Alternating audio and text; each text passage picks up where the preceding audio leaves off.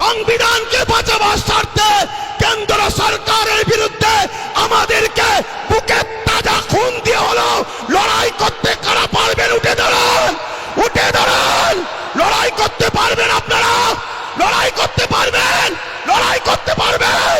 তাহলে আজ থেকে অঙ্গীকার নেন, কেন্দ্র সরকারের পক্ষে কারো কথা এই বাংলার বুকে আমরা হতে দেব না। এতে আপনারা রাজি আছেন না নয়? রাজি আছেন না নয়?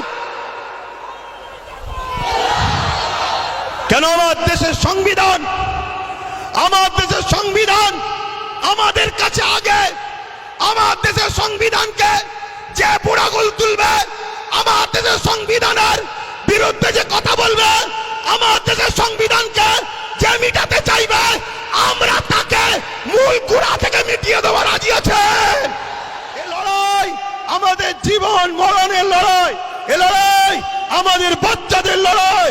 মুসলমান আমার কওমের ভাইরা, ওটা অন্য সমাজের মানুষের সঙ্গে ওয়াকাবলে নিজেরা বন্ধুর মতো আলোচনা করো, তাদেরকেও বুঝাও যে ভাই এ লড়াই কোন হিন্দু মুসলমানের লড়াই নয়, এ লড়াই অন্য কোন জাতি ধর্মের বিরুদ্ধে লড়াই নয়। এটা কেন্দ্র সরকার বিভাজন লাগাতে চাইছে। এ লড়াই আমার অধিকার, আমার যেটা গণতান্ত্রিক রাইট, আমার সংবিধানের রাইট, এই রাইটকে কেন্দ্র সরকার লুটছে, এটা মানুষকে বুঝাও। আজকে ওই যে কেরলের 1400 বছরের মসজিদ বলে দিচ্ছে 1400 বছর ধরে ভারতে মুসলমান ছিল, আজান ছিল, একামত ছিল, নামাজ ছিল। ওই যে গুজরাটের 1300 বছরের মসজিদ বলে দিচ্ছে ভারতবর্ষে মুসলমান ছিল 1300 বছর ধরে, আজান ছিল, নামাজ ছিল। তাই ঐতিহাসিক মসজিদগুলোকে বিরান করে কবরগুলোকে মিটিয়ে দিয়ে এরা সমাজকে দেখাতে চাইছে মুসলমান এদেশে নতুন করে এসেছে, তবে তো এনআরপি করে এনআরসি করে আমাদের তাড়াতে সুবিধা হবে। কথা বুঝছেন না, বোঝেন না? তার একদিকে যেমন এটা আমার ধর্মকে মিটাবার ষড়যন্ত্র, অপর দিকে এর পিছনে পুরো ভারতের মুসলমানদের ঘরে নাগরিকহীন করে এদেরকে গণহত্যা করার একটা ষড়যন্ত্র চলছে। মনে রাখবেন, এই জায়গায় আমাদেরকে জীবনের শেষ নিঃশ্বাস দিয়ে হলো আমাদের ওয়াকফ, আমাদের মসজিদ, আমাদের মাদ্রাসা, আমাদের কবরস্থান, আমাদের ঐতিহ্য আমাদেরকে বাঁচাবার জন্য সংগ্রাম করে যেতে হবে। এতে আপনারা তৈরি আছেন না নাই বলুন? তৈরি আছেন তো নাকি? আর মনে রাখবেন, কেন্দ্রে আজকে যে সরকার আছে, কাল অন্যজন আসবে, পরশুদিন আবার কেউ চলে যাবে, অন্যজন আসবে। কত সরকার এসেছে, কত সরকার চলে গেছে, কত রাজ্য এসেছে, কত চলে গেছে। কিন্তু মনে রাখবেন, এ দেশের একটা সংবিধান আছে, এ সংবিধান আমাদের ছিল, আছে, থাকবে। সংবিধান বলছে 1947-এ সংবিধান জানিয়ে দিয়েছে ভারতবর্ষের যেটা মন্দির, মন্দির থাকবে, যেটা মসজিদ, মসজিদ থাকবে, যেটা গুরুদুয়ার, গুরুদুয়ার থাকবে, যেটা চার্চ, চার্চ থাকবে, যেটা সনাতন ভাইদের যা যেটা যেটা ছিল 1947 থেকে ওটাকে আর চেঞ্জ করা যাবে না, ওটা ওরকমই থাকবে। তাই এই আইনকে, এই আইনকে সামনে রেখে আমি বলতে বাধ্য হচ্ছি, কেন্দ্র সরকার শুধু ইসলাম মসজিদ মাদ্রাসার বিরুদ্ধে নয়, কেন্দ্র সরকার আমার দেশের সংবিধানের বিরোধী লেগেছে। অতএব সংবিধান আগে না কেন্দ্র সরকার আগে? জোরে বলেন, জোরে বলেন। তা সংবিধানকে বাঁচাবার স্বার্থে কেন্দ্র সরকারের বিরুদ্ধে আমাদেরকে বুকে তাজা খুন দিয়ে হলো লড়াই করতে কারা পারবেন? উঠে দাঁড়ান, উঠে দাঁড়ান। লড়াই করতে পারবেন আপনারা? লড়াই করতে পারবেন? লড়াই করতে পারবেন? তাহলে আজ থেকে অঙ্গীকার নেন, কেন্দ্র সরকারের পক্ষে কারো কথা এই বাংলার বুকে আমরা হতে দেব না। এতে আপনারা রাজি আছেন না নয়? রাজি আছেন না নয়? কেন আমার দেশের সংবিধান, আমার দেশের সংবিধান আমাদের কাছে আগে। আমার দেশের সংবিধানকে যে বুড়াগুল তুলবে, আমার দেশের সংবিধানের বিরুদ্ধে যে কথা বলবে, আমার দেশের সংবিধানকে যে মিটাতে চাইবে, আমরা তাকে মূল গোড়া থেকে মিটিয়ে দেওয়া রাজি আছে। কেন অনেক কষ্ট করে, অনেক কষ্ট করে এদের স্বাধীন হয়েছে। হাজারো মুসলমান, হাজারো হিন্দু, হাজারো আদিবাসী, হাজারো দলিত, হাজারো শিখ পাঞ্জাবিদের রক্তের বিনিময়ে এ দেশ স্বাধীন হয়েছে।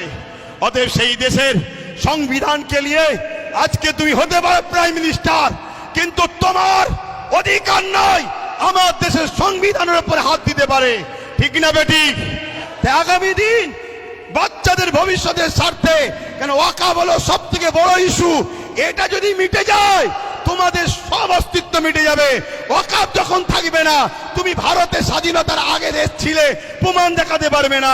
আরে তোমার মসজিদে থাকার পরও প্রমাণ দেখাতে পারছো না, তারপরে মনে রাখবে তখন তোমাকে বলবে যদিও থাকে থাক, ভোটটা দিতে পারবে না। শুনছে না শোনেন না?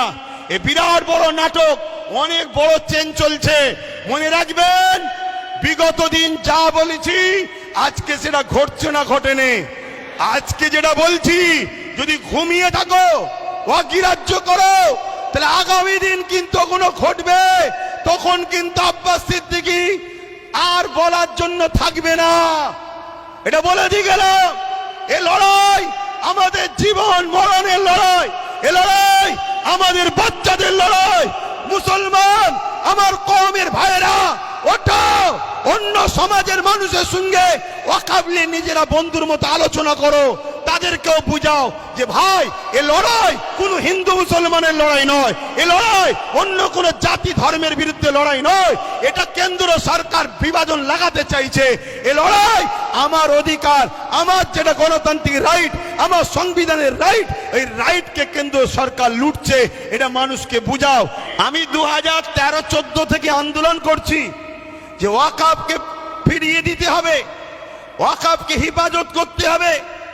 রাজ্যে যে সরকার আছে তিনি একবার বেগম রোকেয়া রিসার্চ সেন্টার ওয়াকফ ভবন বলে একটা শিলান্যাস করেছিল, ওই শিলান্যাসই হয়েছে, একটা পর্যন্ত এখনো ইট গাঁথা হয়নি।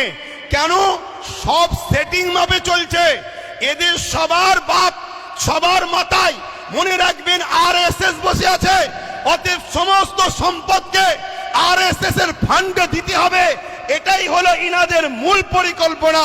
কেন? পুরো দেশ এখন কোন জায়গায় মোদি বসতে পারে, কোন জায়গায় শাহ বসতে পারে, কোন জায়গায় মমতা বসতে পারে, কোন জায়গায় অন্য কেউ দিল্লিতে অন্য কেউ নামে বসতে পারে, কিন্তু মনে রাখবেন সবার মাথাতে এই আরএসএস বসে আছে।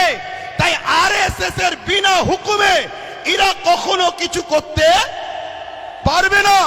তাই ওয়াকফ ভবন তো শিলান্যাস হলো, কিন্তু টাল বাহানায় ওয়াকফকে রেজিস্ট্রেশন করা, তুলে আনা এমন কোনো ব্যবস্থা করলো না।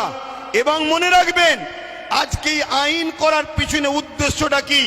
এই আইন করার পিছনে উদ্দেশ্য হলো, এখন দেখে দেখে অনেক বিষয় পড়তে গেলে অনেক সময় লেগে যাবে। 77 বছর ধরে কম বেশি সবাই খেয়েছে, এই টুকটুক টুকটুক করে সবাই খেয়েছে। কেন্দ্র সরকার চাইছে টুকটুক করে খেয়ে লাভ নাই, সব তো আমার হাতে, সব তো আমার হাতে। প্রধানমন্ত্রী আমার, স্বরাষ্ট্রমন্ত্রী আমার, সব আমার। কোর্টকে আইন অবশ্যই সম্মানের, কিন্তু কোর্টের মধ্যে অনেক জজও আমার, লয়ারও আমার। প্রেসার দিয়ে অনেক কিছু করে নেব। তার প্রমাণ হলো 1.5 ঘন্টার মধ্যে সাম্বালের মসজিদের জন্য আদেশ চাইলো, সঙ্গে সঙ্গে দিয়ে দিল।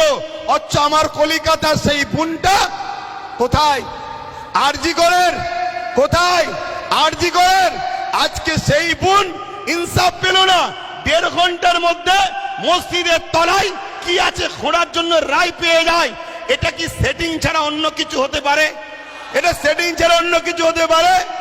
এইভাবে কেন্দ্র সরকার দেখছে টুকটুক করে খেয়ে হবে না, টুকটুক করে নিয়ে হবে না। সবই তো আমার, প্রত্যেক জেলার প্রত্যেক রাজ্যের সিএমও তো আমাদের, প্রত্যেক জায়গার ডিস্ট্রিক্ট ম্যাজিস্ট্রেট শুরু করে সব দপ্তরই তো আমাদের। অতএব এই সুযোগে ওয়াকফ 2024 সংশোধনের নামে ওয়াকফ সম্পদকে পুরো কবজা করে নাও। 44টা 1995 যে আইন হয়েছিল তা থেকে 44টা চেঞ্জ করতে চেয়েছে। তার মধ্যে কয়েকটা রিপোর্ট আপনাদের বলছি। সর্বপ্রথম ধর্মের মধ্যে বিভাজন করতে চেয়েছে, বলতে চেয়েছে শিয়া সুন্নি দুটো বোর্ড হবে। বিজেপি চায় যত মুসলমান টুকরো টুকরো হবে, ভাগ ভাগ হবে, তত বিজেপির ফায়দা হবে। তাহলে শিয়া সুন্নি দুটো ভোট করতে চেয়েছে। যারা বলে এক দেশ এক ভাষা এক ভোট, তারা আবার হঠাৎ করে ওয়াকফকে দুটো ভাগ করছে কেন? আমাদের মধ্যে টুকরো টুকরো ছোট ছোট করে দিতে চাইছে। কি করতে চেয়েছে? এর মধ্যে চেয়েছে 20 জনের কমিটি ছিল সেন্টারে, সেটাকে 21 জনের কমিটি করতে চাইছে। 11 জন অমুসলিম ভাইকে ঢুকাতে চাইছে। আমি সম্মান, শ্রদ্ধা, ভালোবাসা রেখে, সম্প্রীতি রেখে আমার অমুসলিম ভাইদের বলবো,